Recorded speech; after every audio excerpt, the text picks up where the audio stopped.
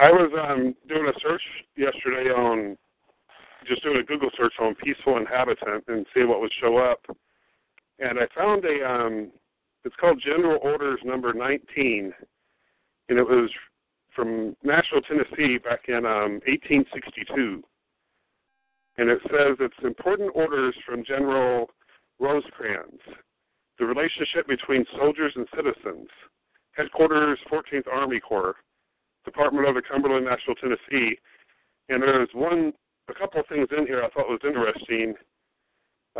It's basically talking about to avoid a misunderstanding as between soldiers and citizens and defining the duties. And there's a section that says, all who acknowledge the obligations of citizens of the United States are entitled to all the rights, privileges, and protection due to any citizen. And then it says, peaceful inhabitants who honestly and truly abstain from any interference, directly or indirectly, with military matters or movements, are by the laws of humanity entitled to protection from violence and plunder. They are quasi-citizens and shall be allowed to follow their avocations and enjoy their local rights, subject only to needful surveillance to prevent them from being used as tools for mischief. And then it goes on, and this next part I thought was pretty interesting. That's awesome, dude. Check out these next two. It's pretty neat.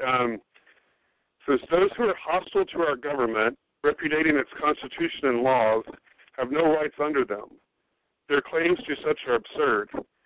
The only laws to which they can appeal and which we are bound to observe towards them are the laws of war and the dictates of humanity. And this next line is about belligerents. Those persons who act in the double character of citizens and belligerents, or who affecting to behold to regular partisans are nevertheless removed from the reach of all proper military control, are by the law of nations pirates and robbers. So, I mean, even though this is from the 1800s, it's kind of talking about almost that being double-minded right there, where it says act in double character. Okay, now what was the date around that? It was from 1862. Okay, so that was right around the time when they brought in the Lever Code. Yep, right around that same time. Okay, so there you have it. They recognized peaceful inhabitants. So now I have to change my conveyor's ID card. Instead of saying free inhabitant, I'm going to say peaceful inhabitant. Yeah, I was talking to, I had a private call with the Batman one time, and I was talking about, making an ID, and John Tannis had actually talked a little bit about this in the forum too, about why would we need an ID, and, to me, it's almost if you're saying I'm a peaceful inhabitant, that's making a claim, but it's just by throwing a word in front of it, I believe I'm a peaceful inhabitant. I don't know if you want to use that, but it's just something that resonated with me. I try not to make any claims anymore. I try to basically say, I ask a lot of questions, but when it comes to saying I'm this and I'm that, to me it feels like it's a claim. So I believe I'm this, I believe I'm that, or what evidence do you have that I'm not this? Well, I understand that, but in the day and age that we live in, okay, if they pull you over or you have some interaction with them, they are totally used to, hey man, you got to have some form of ID so that they can identify you. And, and take it a step further, hey, if I'm out there and I don't have a registered vehicle, I don't have their tags, I don't have any form of ID, well, if I injure somebody, like if I run into somebody, have an accident, well, rightfully so, they need some way to identify you so that, you can be held responsible for what you did, and I don't have a problem with that. I understand that. So I looked up, I think it was the American Association of Motor Vehicle something. I can't remember what it is. Anyway, I looked at their driver's license requirements, and I looked at the information that they that they suggested that would be on a driver's license. So I took all that, and I basically provided the same type of information. Now, I mean, I put on their given name, surname, name. I didn't put birth date. I put born date.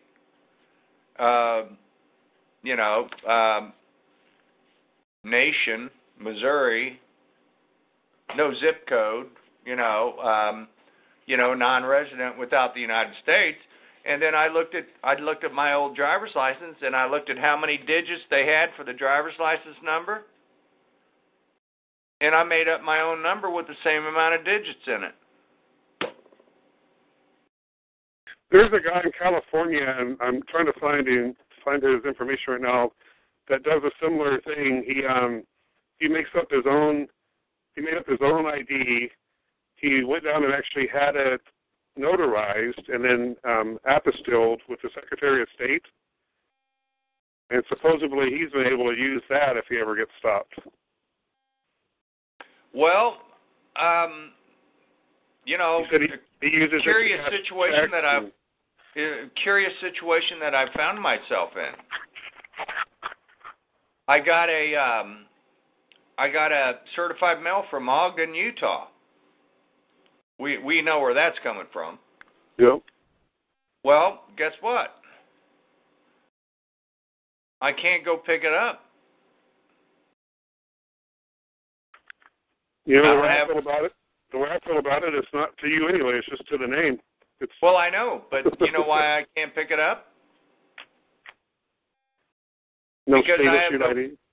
I have no valid government-issued ID. Yeah. Sorry. I tried, but they wouldn't give it to me. Let me ask you something. Can you have that redelivered to the address that you're using?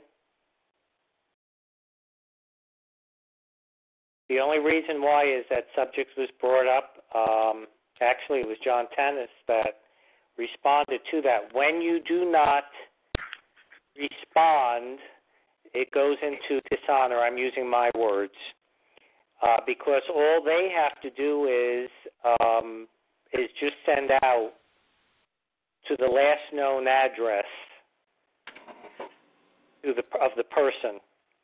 Yeah, they call that proper notice in their system. Yeah, exactly. Huh. So they want to request of the post office or the mailman to say, just please redeliver it, because if they bring it to your house you're using, they're not going to ask for ID. You don't want to go in dishonor with that. Huh. Well, I live in an apartment, so... Well, that's okay. Wherever you're inhabiting.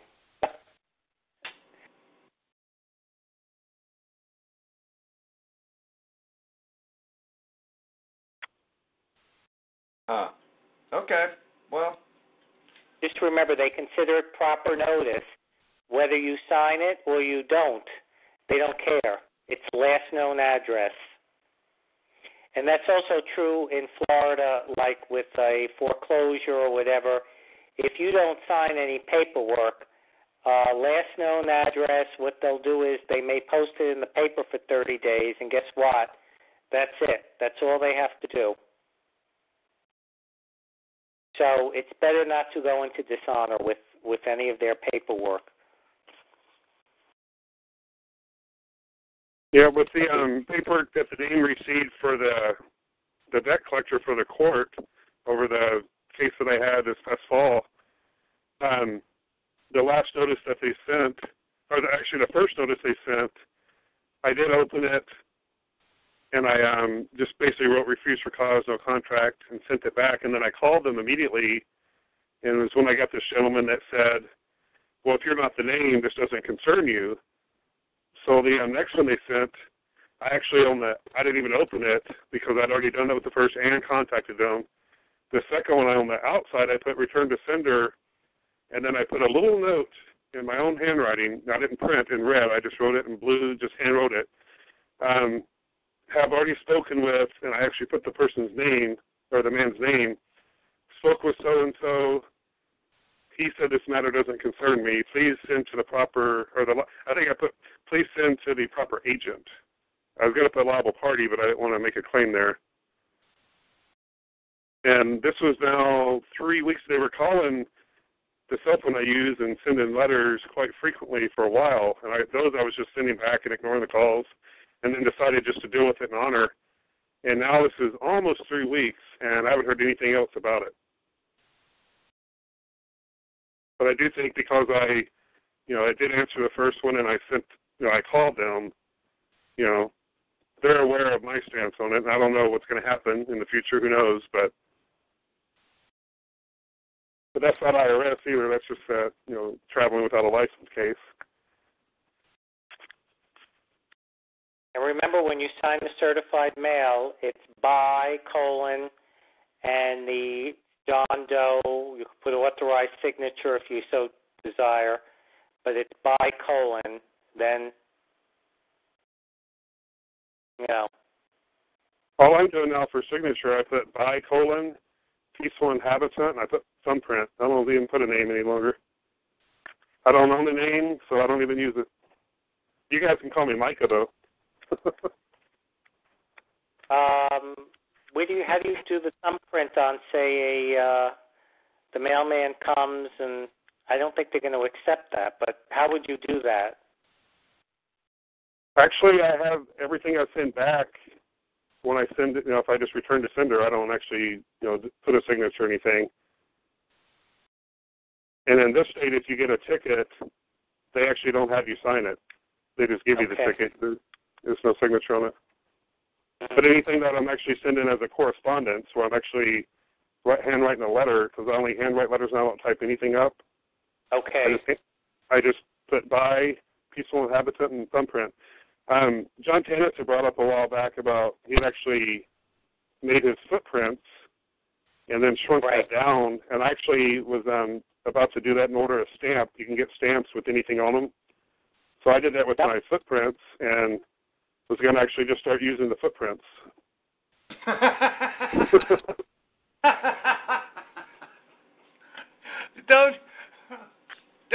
Don't you know that these people got to be scratching their heads? Well, it's interesting. In Not a Citizen, some of the letters that Mark has drafted up, so he talks about sending in just the birth certificate to see if that would help settle the matter. And John had a very interesting point that he said, if that certificate of live birth or birth certificate, whatever you want to call it, if the original one had the footprints, then that's really the only identifying mark that you need. It made sense to me, and I actually thought it'd be kind of funny too, because, hey, signature doesn't mean anything to me, but if you need the footprints to match up to the birth certificate or the indemnity receipt, whatever you want to call it, the gift certificate, then here you go. If you look at how a lot of attorneys sign things, every attorney I've dealt with in the last year, or even I've actually been dealing with the state of Alaska's Attorney General's office, they always have someone else in their office sign by, and then you can't even read the signature. It's just a scribble. Well, when I was foreclosed on, and they issued the writ of execution to get me out of the house, I didn't look at it closely. I did later, and guess who signed it? A deputy clerk. It wasn't signed by the judge. I think that's acceptable, the deputy clerk. I don't think it necessarily has to be signed by the judge. I believe. I'm not 100% sure. Well, it was interesting because on the writ, it said, I think it said something like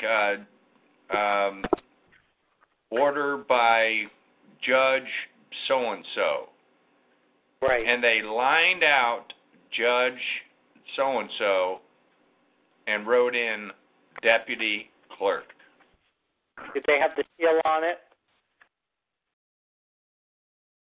I can't remember. Yeah, I think again, as long as there's a seal on it, that works as the for the court. But I'm pretty sure the seal must be on it. I'm thinking back which talk show or email that was on, or was it Paul Andrew Mitchell? No, I don't remember now. He's an intelligent dude. Oh, extremely. He's a walking law library, but what I found with him is he has stopped the IRS from continuing operations, and guess what? They're still doing it. And he's the private attorney general, and he knows every law, and he's right. And not only is he right, he can't stop them. So what that tells me is right and not effective. And with that, I say that with all due respect to the man. I mean, I've read his material. I can't even tell you how many times, and I'm saying this guy is brilliant, but not effective. Are you talking about Mark Stevens? No, Paul Andrew Mitchell. Oh, he is a walking law dictionary and case law and case law, cites them, laughs about it, like, oh, yes, and in this case, blah, blah, blah. And it's like he just rattles them right off. But everything he does, it's like not effective. And where he was going after their credentials. The last, whatever talk show I heard, or which is a while back, he said, well, of course, if they don't have the proper credentials, they can't be, prosecuting or dealing with representing the government. Well, guess what? I just don't think they care. They just, it's like Ron Paul said in that movie with Aaron Russo, they have the guns. Yep. It's like, you can go to court and know all their laws and rules, but if they don't want to listen or they don't want to comply, well, And that's something that in my opinion, I think it's because they're still considering him a belligerent because he's fighting that system, even though he's trying to use their laws. Is he really party to any of it? Does he have any rights? To me, we're born with inalienable rights. I personally don't care anymore about. I used to use all these arguments in court, but I don't care about the Declaration of Independence. I don't care about the Constitution any longer. I have inalienable rights I was born with, but I don't even claim those rights. To me, I'm just using things. And it's really resonated with a lot of times. Batman will bring up when you're using all these things in court. Yeah, there's a success every now and then, and yeah, you might actually be right. You might be following this, like that Paul Mitchell, he is definitely, he's a walk-in. he probably knows more than most judges out there, but, if you're not getting the results, then to me it's just I hate to say a waste of time, but it's, why? Why even go through that headache if they're not going to acknowledge anything that you're putting in their paper, in their paper world or their fiction? Well, no, I'm in total agreement. I mean, are you guys familiar with Fred Gutierrez? Oh, God. Yeah. Oh, yes. for a Okay, while. well, I mean, if you were to follow their law, he has some very awesome points, and I took that, and I went back and I kind of followed I was following Richard Cornforth, and I went in to vacate the judgment on my foreclosure. And I'm telling you, I mean, I sent the lawyers by certified mail. I called for a hearing. The law firm never responded, and they didn't show up. They totally defaulted, and the judge found in their favor. Yep, they protect their own. So it was quite clear that I'm not going to get any remedy here. So I walked away and I just said, okay, whatever. But I'm done with you. I ain't coming back in here.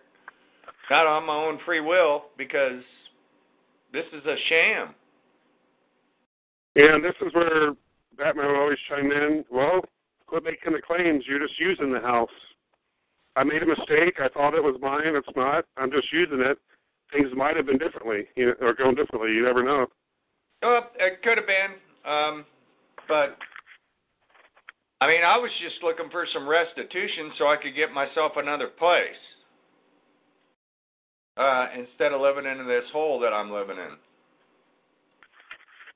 Because, I did spend about 20 years, and you do have sweat equity, which is, I think that's the problem with the foreclosures, is that you're not getting recognized for all the years and all the time that you've spent taking care of that property, and that's worth money. Yes, but it's their property. Yeah, You their have property. to remember, we think it's our property, but it's really their property, and they're just allowing us to pay them, I don't know, rent or use it, and we volunteer as surety to do everything, including our labor. Yep, if you look on a mortgage, all through the paperwork, you'll find out that you're a tenant. Yep. Yeah, no, and I understand. And not trying to belittle what you did, because it does sicken me that someone could be in a home for, I don't care if it's a year, 2 years, 20 years. It does sicken me what's going on, but it really resonates with me what the Batman says about it, is that if we just quit making the claims, a lot of at least what I'm seeing, what I'm doing right now, I'm just being left alone now, because I just use things. I don't claim anything any longer. Yeah. And for me to get pulled over and, in January and just be let go immediately, I was shocked. I thought I was about to have, another visit to jail, and it's just interesting when I just let them know that, well, I'm using the state's vehicle. They claim to own it. I actually made the comment that I don't see that anyone owns it. The Creator put everything here for our dominion and not ownership. So, the state's claiming they own it, but who really owns it? Nope, nobody. It's just put here for our use. Well, maybe the Vatican thinks it owns it. Oh, yeah. Don't they're God, or they think they're the vicar of Christ, whatever. Well, that reminds me of that what John was saying about his letter to the Pope. I Did think you that's read? a pretty good idea. Yes, I read that. It was. I just like his sense of humor that he came back when he said, "Well, yeah, I think the Pope's resigning because of this, this, and this." Pretty comical. Well, yeah, and there was comment made on, earlier about, how often should we have these calls and stuff like that. And you know what? I mean, Mark's given up a lot of his time And, if he wants to continue, every other week or so, I think that's great. But I think that it's our responsibility that if we want to if we want to get some people on a call, then put out an email. We don't have to require Mark's time, and we can all share it, just like we've been sharing tonight, and we can do it whenever you want to do it. Yeah, and this particular group, the Yahoo group, Peaceful Inhabitant, it actually isn't affiliated with Mark in any way, but I just invited and had other people invite people in this forum because they study some of the same things. No, so, yeah, and I agree. I agree. In fact, I wish I would have known about this earlier, because I would have probably put a notice on Mark Stevens' Skype group and invited him in and come listen.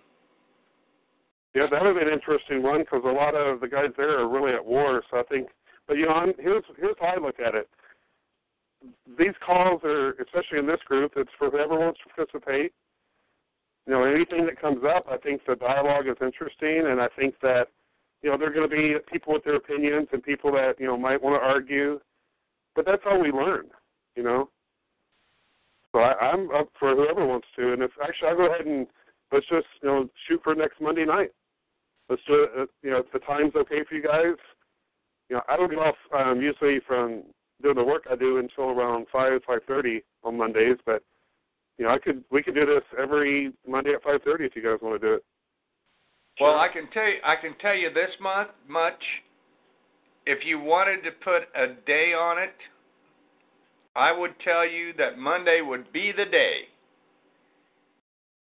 Because I've got probably 3 or 4 different calls on Tuesdays, a couple calls on Wednesdays, at least 4 or 5 on Thursdays. I've got a couple on Fridays. I've got several on Saturdays.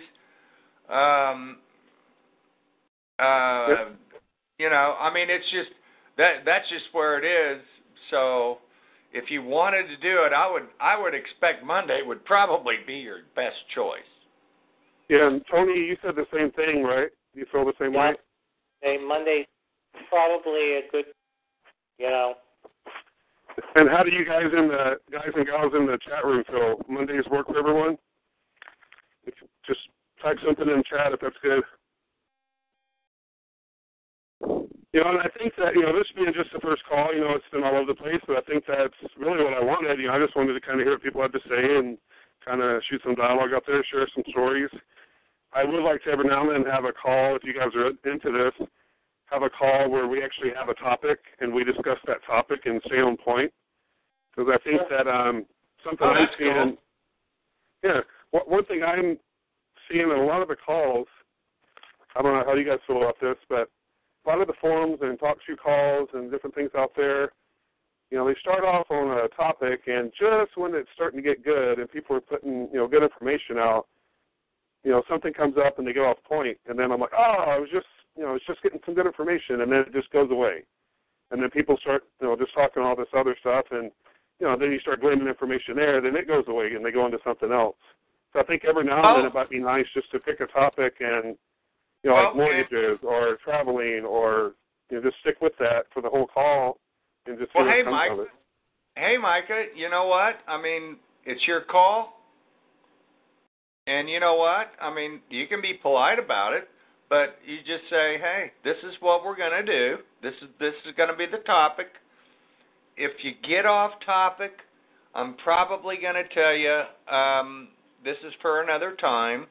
Don't take it personally, but we're going to stay on topic, and this is the topic. So do you have anything for the topic?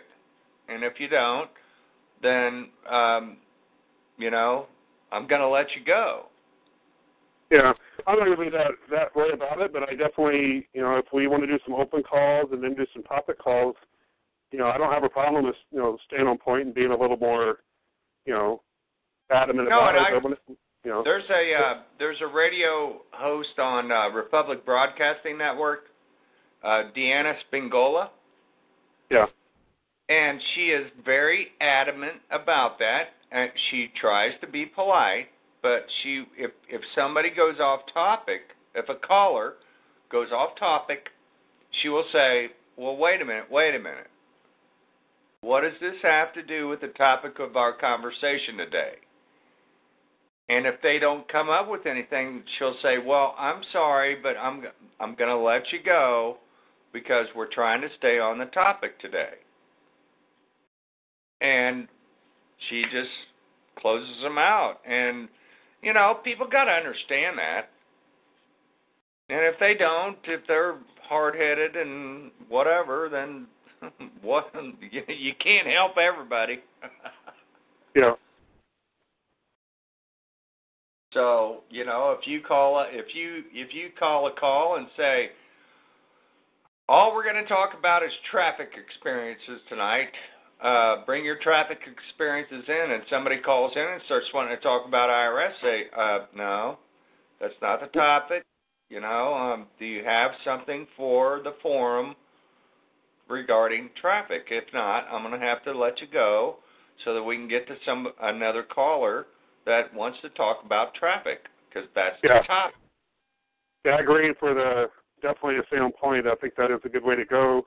And then on the open topic calls, then it'll be more like tonight, where it's just, we just talk about everything, enjoy each other's company, and sharing ideas. Yeah. I had posted in the Yahoo group that, a big part of this is, surrounding myself with other peaceful inhabitants or like-minded, men and women. It's also creating family. I would love, for people in this area, that like to go hiking. If you're ever in this part of Oregon, I got some great spots I'd love to go to. And, if I'm ever down in Florida, which I'm actually there usually once a year, you want to go have a beer, let's do it. This is about, meeting people, building community, and Absolutely. And you know what? It's kind of nice that, if what hits the fan, it would be very nice to have contact with people in your local area where you guys can get together if you haven't already got together and planned. Yeah. Because these people that are the evil ones, it's quite apparent they don't care. I mean, the gun grabs are going on, and it's just crazy. It's like, what are you people doing? I mean, it really is. It's pretty insane. I mean, there was it might have been in my own state. You own a state? Well, I mean, I'm just teasing. I don't want to turn this into the Batman call. I'm just playing around. No, I know, but I think a law, one of the representatives in Missouri, I mean, he doesn't expect it to pass, but he put a bill into the legislature that basically said if you bring a bill to take away the Second Amendment at all, that you've committed treason. That's pretty freaking major. You had to put a bill in for that. Isn't it treason? Well, I know. I but mean, I know where you're coming from, but just the fact that he did that was like, I went, wow, that's pretty bold. Yeah, I get tickled by, it seems like there's these so-called politicians that are in the know, they know we're under a military occupation, and they kind of go throughout their careers like that. They don't even care about the Constitution. And then you have these other ones in office that really are, or at least they come across, as being all about the Constitution, and I don't even pay attention to it all anymore. I don't even follow it anymore. I understand. I understand. It's just it's become pretty funny to watch their machinations. Yeah. what did it for me was I had at one point sent a letter to what I used to think of as my congressman, my representative. This is when I used to vote. And I got a response back from the office of the individual, and if you actually are following the Constitution and thinking that the Constitution really applies, well, everything in this letter, this gentleman went against. And then I started seeing where, like Congress doesn't need to be involved anymore for us to declare war. And I started asking questions to myself, like, well, what's really going on here? If they don't have to go to the Congress to declare war, then we're actually under military rule. And that's when I started getting into reading the Lieber Code and looking into the occupation side of it. And now to me, the whole political thing, to me, is just a dog and pony show. Division. You have the Republicans, you have the Democrats, and all the other little parties. And to me, it's just separating the people, confusing people. And I don't want to be, I'm not a people. I don't want to even be involved in that any longer. So just in my own opinion, all that is just a moot point. Just like I don't watch the news. I do follow some alternative media a little bit, but I don't watch mainstream news any longer, and I don't really follow politics any longer. It doesn't matter to me what they say. It's all a bunch of hot air, and it's all fictional anyway. Well, I do listen to some of the alternative media, and I really enjoy Deanna Spingola because she really gets some very interesting characters that have done their historical research. She had a guy on today, and I can't remember his name, but he was talking about, he's written several different books, and one of them was on Lincoln. And apparently, John Wilkes Booth was a major actor, a very well-known, very good reputation, and I guess he just thought, but he was very loyal to the South, and I guess he just thought that he was doing the right thing. But after that, and this, I'd never heard this before, but after that, after Lincoln was killed, that there were people that were, when they heard the news, some people were like, oh, finally, yeah, we got rid of the tyrant. And people started lynching people that would say that. And there was, like, for a couple weeks, they were burning down buildings of anybody that was a known sympathizer of the South after Lincoln was killed. And I'd never heard that. And I was like, really? Wow. We're so dumbed down. Yeah. We're so dumbed down, but it was incredible to hear that. One guy was on one guy was on a ferry up in New York State somewhere, going across the water, and they heard the news, and he made a comment similar to that, and they threw him overboard and let him go underneath the paddles and get killed. Yeah. It's wild. And I'm going, why don't we know any of this? Well, I get tickled. I worked at a university for about, I was there 7 years, and I was in the art department, but I had a lot of friends I was actually not a professor, I was just a staff member, but I taught a few classes because I've been doing photography for about 20 years. So I did teach a few classes as an adjunct. So I was privy to a lot of the professors' events and little shindigs and all that. And a person I became very good friends with was an anthropologist and a historian.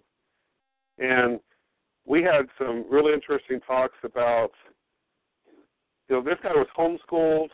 He did go to a public college and got his degree, but he said that, it seemed to me his parents really were awake. Because instead of just telling him what the curriculum that, in his state, the homeschool system wasn't really set up like it is nowadays. You know, it was people didn't really homeschool in his time frame. I think he would be in his so-called 60s nowadays. But anyway, he said that instead of just reading what the curriculum would have been at a local school, his parents had him read the Treaty of Paris and had him read all the acts and everything up to that point. And by the time we were having this conversation, I had done that. I had actually read, starting actually way before the Treaty of Paris, but from the Treaty of Paris on, I really think if every man and woman in this country would read at least the treaties, the acts, all the congressional records, and the executive orders, and nothing else, just read just that, it would really open everyone's minds to what's going on,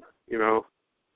And it's just fascinating about what we really don't know and what people think they know. And I grew up in the state that's so-called Texas, and what they discuss in school about the Civil War is not quite what I hear from friends that grew up in other so-called states. It's just interesting. Somebody in the chat room put lots of ways to spin fiction. And that's, to me, all it is. There's so much hearsay. There's so much, spin on everything. And what really is the truth,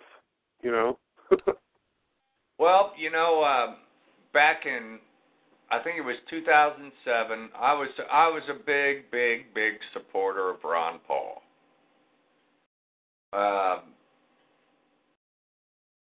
And I had contacts all over the country.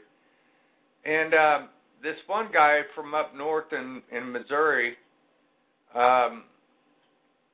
he called me up one day and he says,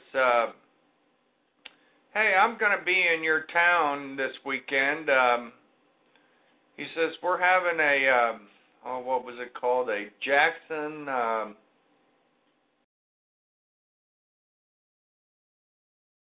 what was it? Anyway, it was some kind of a Confederate event. Jackson something dinner. And I said, and he goes, and I'd like to invite you to that. And I go, well, what is it? And he goes, well,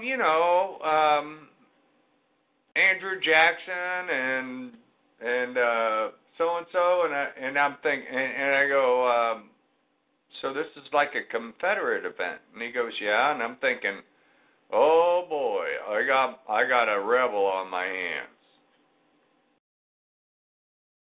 And I was real hesitant. I was like, oh God, I really don't want to go to this. But out of politeness, because he'd always been nice to me and we'd always worked good together, I said, okay, I'll show up. It was on a Saturday night. So I go to this hotel, and we met in the bar, and we had a couple beers, and then we went down to this room. And there were a few people that were wearing Civil War memorabilia, Southern side, Confederate side. And but everybody else was just, dressed normal, and I walked in, and he started walking me around and introduced me to people. And I'm telling you what, they were the most polite people I think I've ever met in my life. They were totally cordial to me.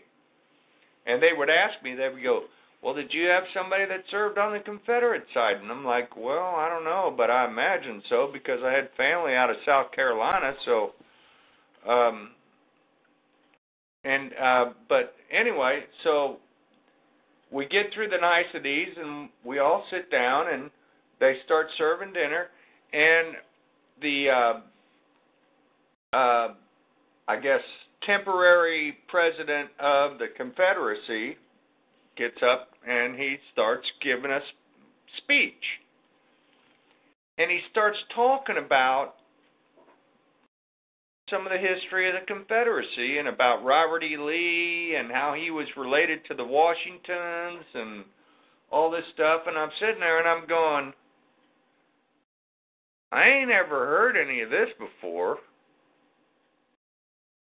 And I was flabbergasted, and I was like, okay, another rabbit hole. Here I go. So, anyway, it was a very pleasant evening, and the information was just incredible. I was just like, wow, I just got a new education. And they had a couple tables set up, and they had some flags and old Confederate flags, and they had books, and they had little memorabilia and stuff and everything. Well, they had door prizes that they were giving out, and the guy that invited me, he wins one of the prizes, and he gets up and he walks over to the table, and he picks up this book, and it's called The Real Lincoln. And he walks over and he presents it to me, and he says, I would like you to have this as a gift in thanks for you showing up tonight.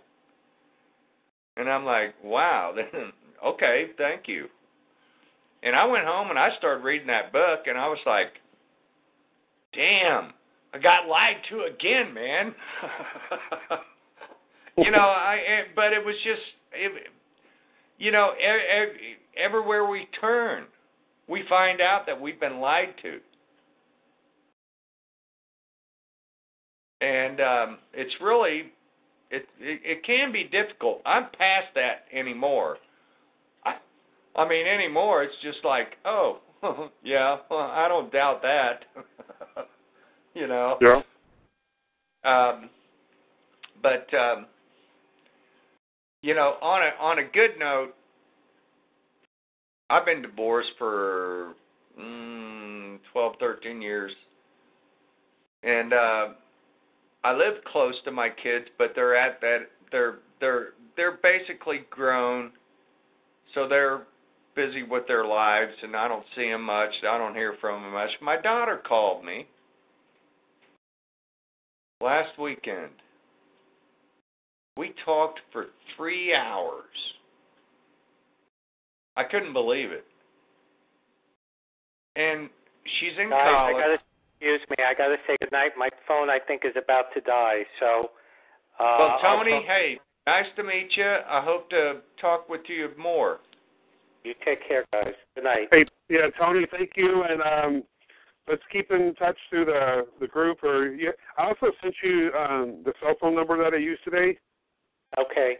So give me a call sometime. I'd love to talk to you. I have an idea that I think, the stuff you study, that we could come up with some couple of good topics, and I'll also, invite anyone out there, to help us come up with some topics for some of the topic calls, and then we'll stay on point on some things. And again, tonight was just more just to kind of introduce ourselves and kind of meet each other, and kind of go from there. Looks like I lost him. Anyway, I'll cut to the chase with this, but I asked my daughter, she's in her first year of college, and because she's going to college now, child support's want to continue my child support because she's in college and all those goodies. Anyway, I asked her how she was doing with school and how she liked it, and she says, I hate it. And I was like, well, what is it that you hate? And she goes, well, Dad, I don't have any interest in any of the stuff that I'm studying, but these are the requirements. And so I kind of came back and I said, look, I go, number one, I said, the main reason you're in college full time is because your mother wants to continue to get child support. And I know that it's true. But I told her, I said, but you know what? I said, I did the college deal. I went and I got my degree. And I went after and I chased after the almighty dollar. And I said, you know what? It didn't make me happy. And I said, really? If I were you, I said, frankly, I really don't care if you ever graduate from college. I said, I would like you to continue learning. I said, but I would prefer that you go and take classes in those subjects that interest you. And if you can figure out what it is that you really love, and you can go take those courses, I really don't care if you ever get a degree. Because you're gonna end up doing what you love to do. And if you're doing what you love to do, you're gonna be successful in it. That's pretty true. When I first went to college in the early 90s, I was on path doing the business administration degree because my dad wanted me to, and I didn't really, know what's going on. I was using the GI Bill and then working on the side, but then I just wasn't into it, and I dropped out. I did get into some, pretty good money. I was in sales, and I've always been kind of an entrepreneur, so I was making a really good living. But when I went back to college, when I was working at the university, I had 6 to 9 free credits every semester, just part of the contract. For about 7 years, I took any class I was interested in, and that's it. I didn't actually do a degree plan. And all the professors and friends were like, why are you doing that? I'm like, because I want to find out who I am and what I'm interested in, and I have a lot of interest, and I've already had life experience, and I don't want a degree for the piece of paper. I just want to study stuff I'm interested in. I had the best 7 years of just taking everything from, of course, I'm in the art department, so I took all the art classes and photography and all that, but I was taking anthropology classes. I was taking dance classes. I did some theater classes. I took some medical classes just to kind of get an understanding, chemistry, just stuff I wanted to learn. I didn't really, do a degree plan. Yeah. And I had the best experience ever, and it was, just something that was just so unorthodox in everyone else's eyes, and I didn't care. I don't really, and to this day, I don't have that piece of paper. I don't really care. I have, well, I probably have 300 plus credit hours, but it's all over the place, and I got what I wanted out of it, and well, and I've told my children this, and I've told a lot of other people this, that I didn't get my education until I got out of college. I had to go search out what it was I was interested in, and that's where I've learned. Just like this deal with the permaculture and the aquaponics. I mean, I just came on this like 3-4 weeks ago, and I'm like going, oh my God, this is what I want to do. This is what I want to do. And I told my daughter about that, and because she's always liked animals. She very, very just loves animals. Any kind of animal, she loves it. And I'm like, have you ever considered anything like that? And we got talking, and I told her, I said, by the way, I finally found out, almost after 50 years, what I really want to do. And she goes, what's that? And I told her, and she says, well, what's that all about? And I started talking to her about it, and she goes, Dad, can you send me any information on that? And I sent her a ton, and I said, have fun. When you get done going through it, give me a call. Let's see if we can figure something out. Yeah. Because I really don't care if she ever. Some of the richest people that I know, they don't have college degrees. No. It's what I saw with a lot of students who jumped into the degree plan and immediately just went in, did 4 or 5 years, got a degree, got into the workforce.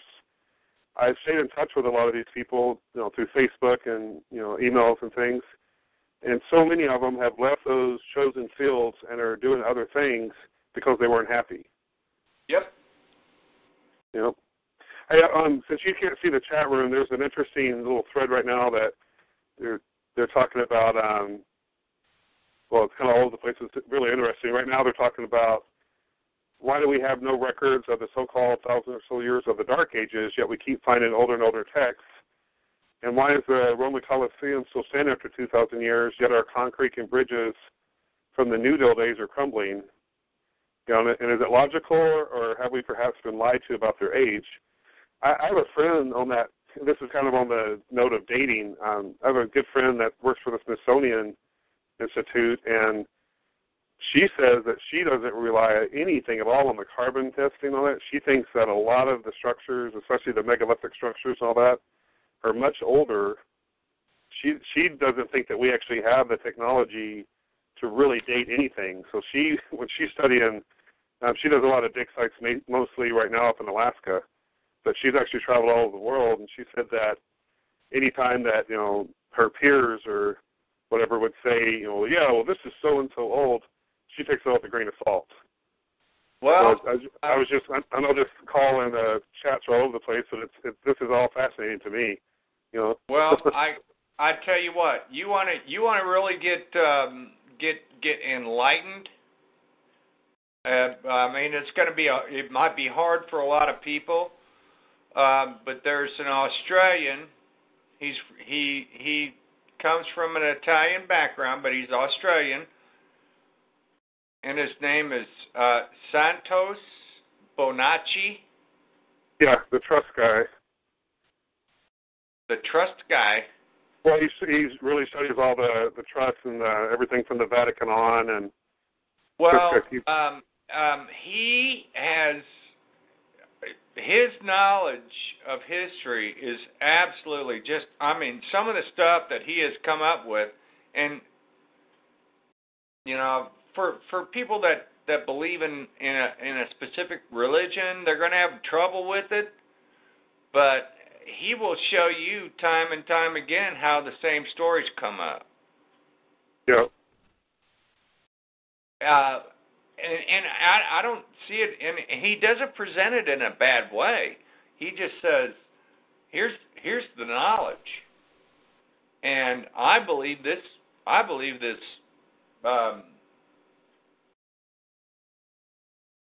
The history, I think it goes back a lot farther than what we're being told. Yeah. I really do. And he's a great guy. I've talked to him, and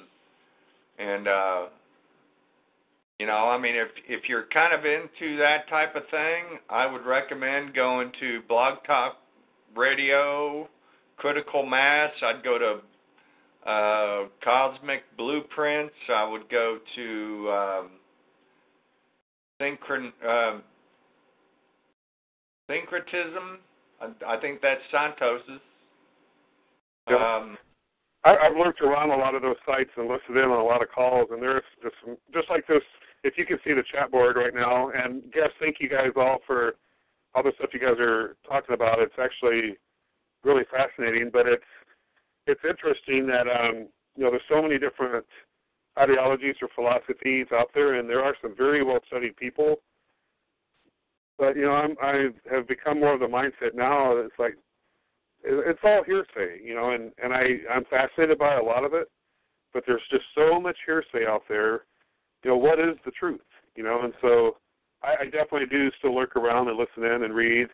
You know, I'll do that the rest of my life. You know, I always read, but it's just fascinating that who really knows the truth.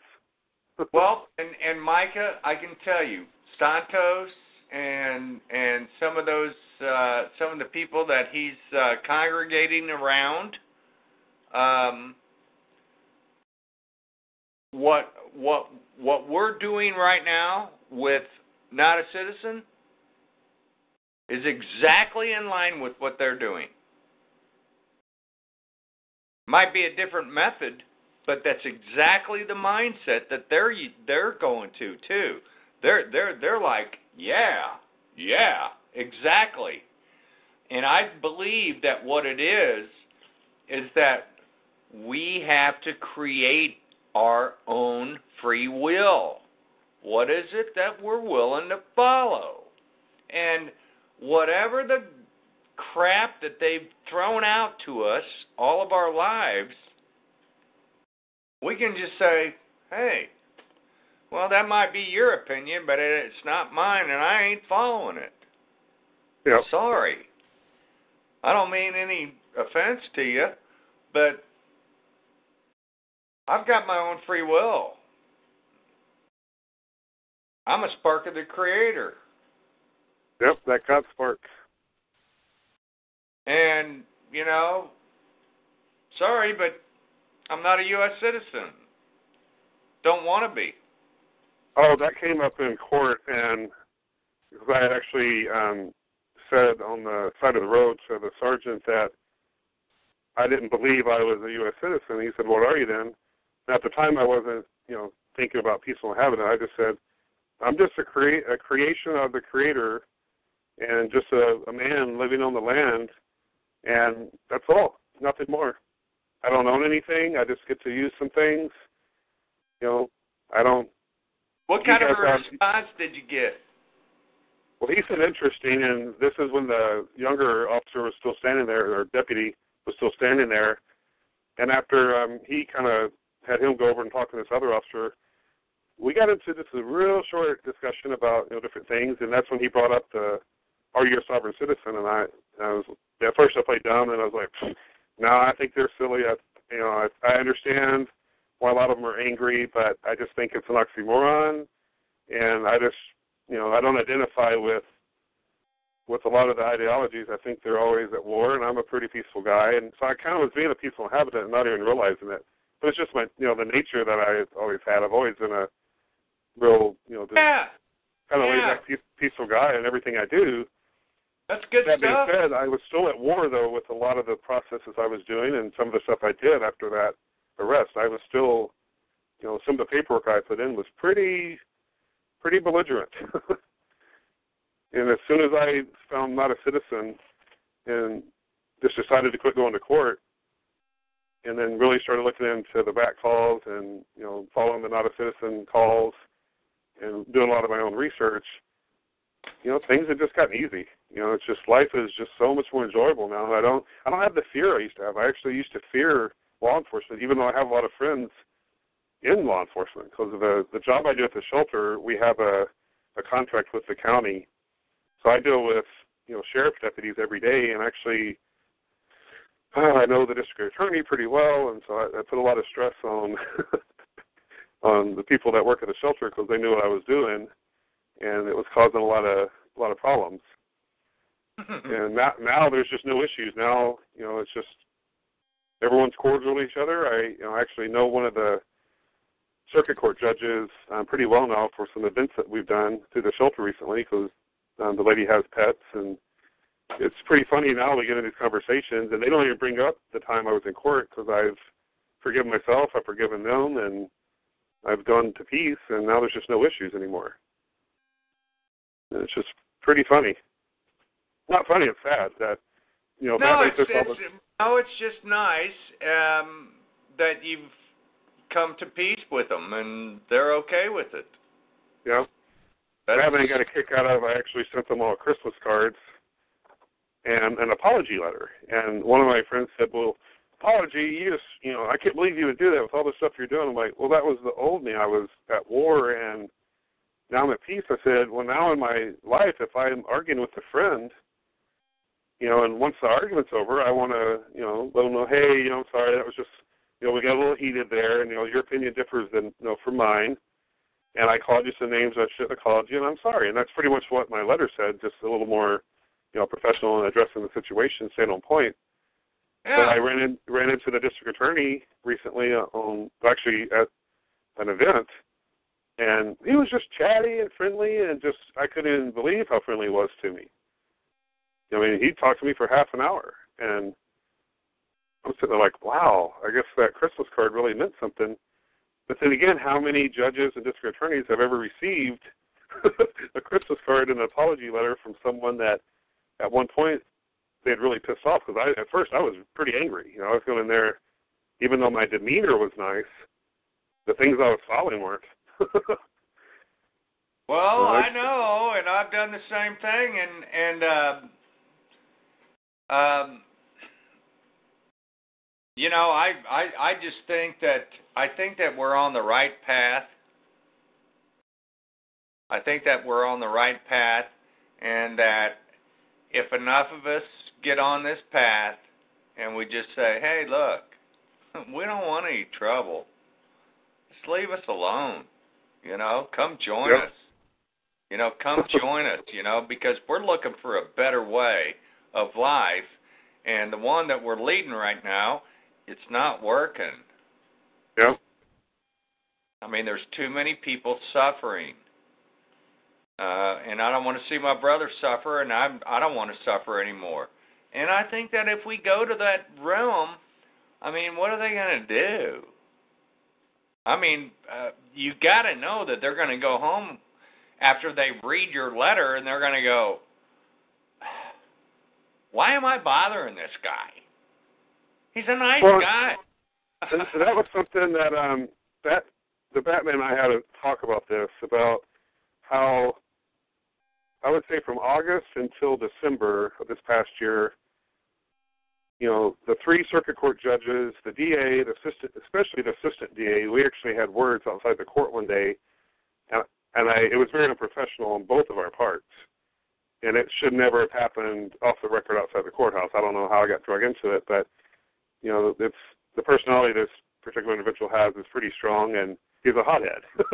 I've actually been at a lot of events with him, and he's the center of attention, and, you know, it's all about me, and kind of rubs me the wrong way, but I'm usually just ignore those people. But we got into some words, and as angry as I was, and with all this other stuff that was going on, once I sent the not a citizen letter in, and then later sent the Christmas card in, everything changed. And Batman said, well, think about it.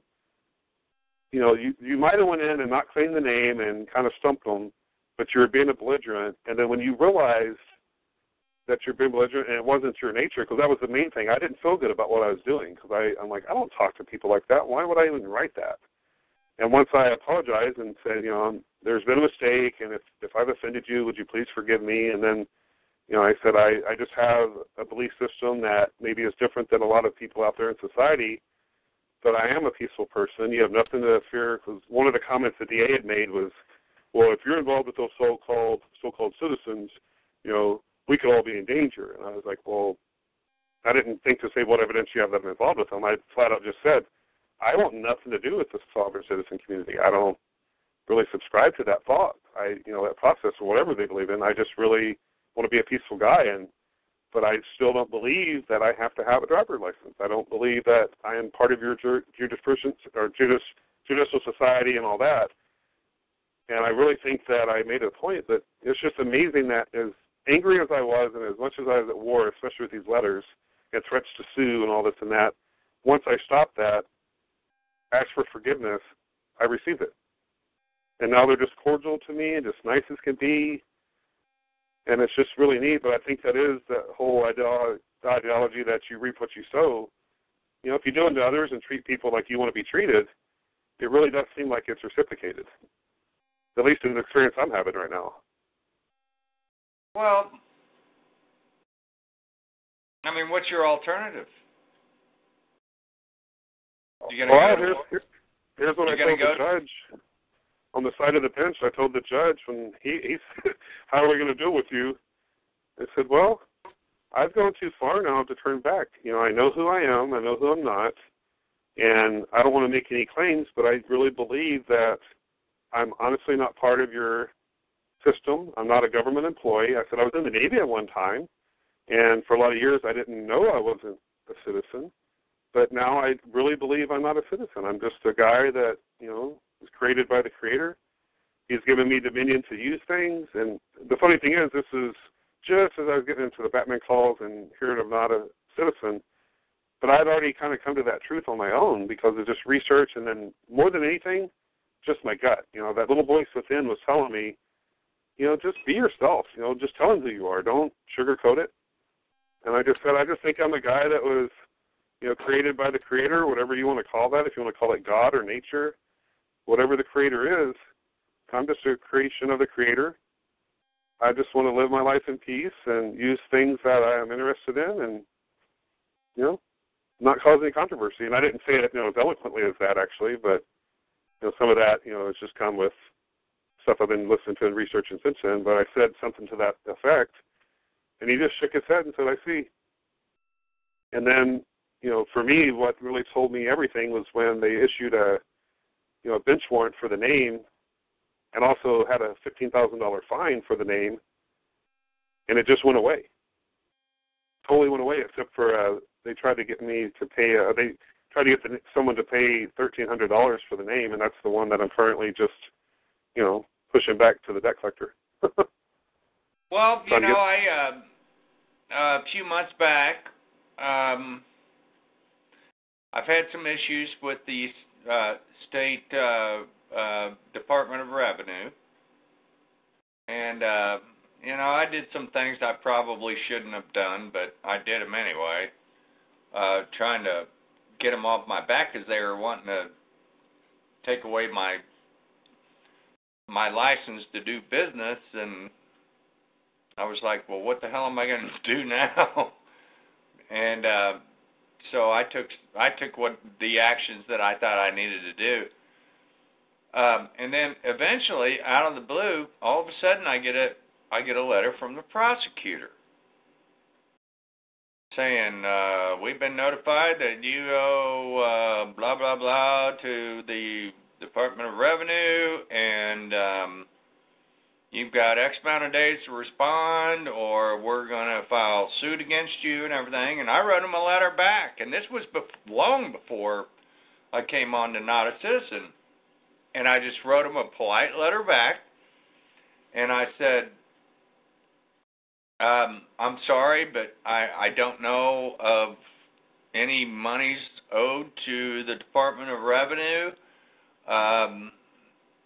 According to my records, that was all taken care of, and sent him the letter.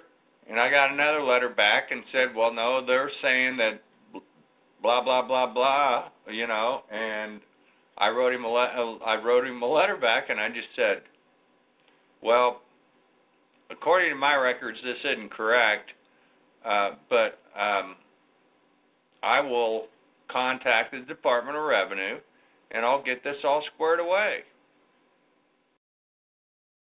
And I never heard back from them. How long has that been now? Shoot, at least a couple months. Well, sometimes it takes a while, but, who knows? Maybe he took care of it. I think a lot of it, because you're going at peace and you're asking, questions and you're being honest.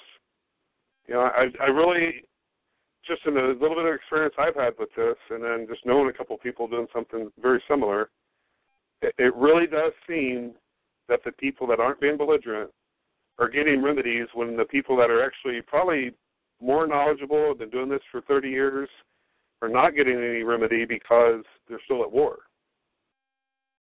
It's just fascinating to hear stories like yours and the experience of things I'm experiencing, and, it's, isn't it wonderful?